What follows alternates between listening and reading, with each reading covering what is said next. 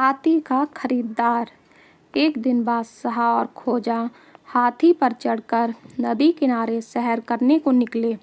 रास्ते में उन्होंने एक शराबी को देखा जो नशे में झूम रहा था।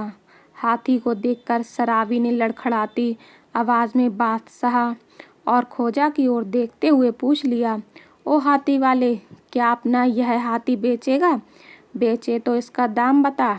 उसकी ऐसी हालत देखकर खोजा ने बादशाह से कहा, चलते रहिए जहाँपनाह, यह आदमी नशे में धुत है। अभी यह हाथी खरीदने की बात कर रहा है, थोड़ी देर में आपको और मुझे भी खरीदने की बात करने लगेगा। शराब चीज़ ही ऐसी होती है। यह सुनकर बादशाह ने कहा, लेकिन खोजा, मैं इसे इसकी बेअदबी की सज़ा तो ज़रूर दूंगा। मेरे शहर में लोग शराब जैसी गंदी चीज़ भी पीते हैं, यह मुझे आज पता चला। मैं कल ही हुक्म दे दूंगा कि ऐसे लोग जो शराब पीते हैं उनकी खोज की जाए।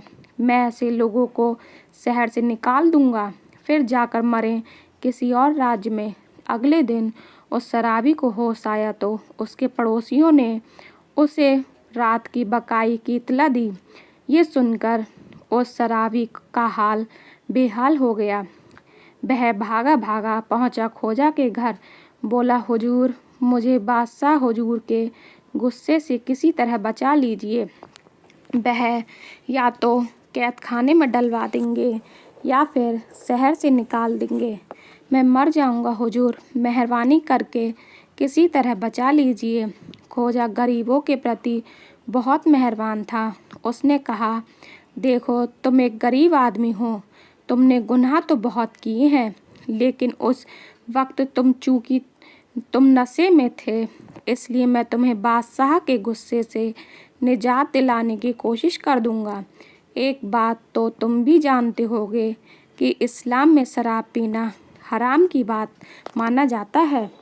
अब तुम मुझसे दिल से यह वादा करो कि आगे से इस मुराद चीज़ को इस्तेमाल कभी नहीं करोगे। शराबी ने कान पकड़कर तौबा की। ठीक 2 घंटे बाद दरबार लगने पर एक सिपाही भेजकर उस शराबी को तलब किया। जब वह पहुंचा तो बादशाह ने पूछा, क्यों भाई, क्या हाथी नहीं खरीदोगे? शराबी ने नीचे गिरकर जमीन से अपनी नाक रगड़ी, फिर दोनों हाथ जोड़कर बोला, जहाँपनाह, हाथी खरीदने वाला ताजिर तो रात को कूच कर गया, वह तो एक दलाल था। उसका जवाब सुनकर बादशाह की हंसी छूट गई।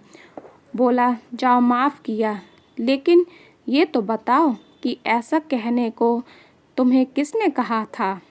शराबी ने धीरे से अपनी उंगली खोजा की तरफ उठा दी। दोस्तों, अगर आपको यह कहानी अच्छी लगी हो तो लाइक, सब्सक्राइब एंड कमेंट ज़रूर करें। धन्यवाद।